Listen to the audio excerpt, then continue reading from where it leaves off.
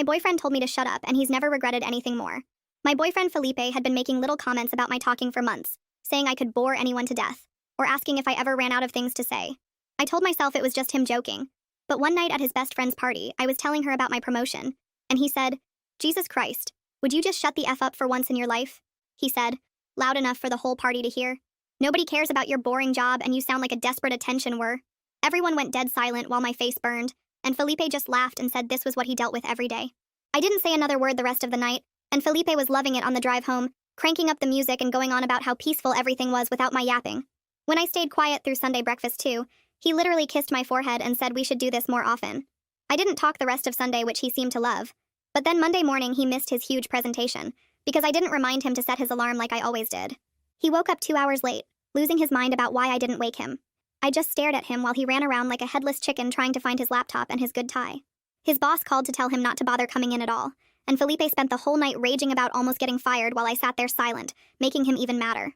"This is your fault," he kept saying. But I just looked at him with dead eyes and said nothing. Then he completely forgot his mom's 60th birthday dinner, because I usually handle all family stuff for him. She left 6 sobbing voicemails that I obviously didn't mention, each one more hysterical than the last. And by the time he checked his phone, she was convinced he hated her. He called me a psycho beach for taking this so far, but honestly his tantrum just made me more committed to never speaking to him again. His mom called his sister crying about how her only son had abandoned her, and suddenly the whole family was involved in the drama.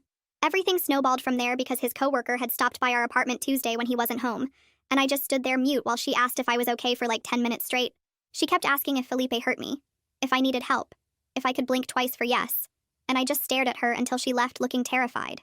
She went back to the office convinced Felipe was abusing me, and suddenly he was getting called into meetings about domestic violence resources and mandatory counseling.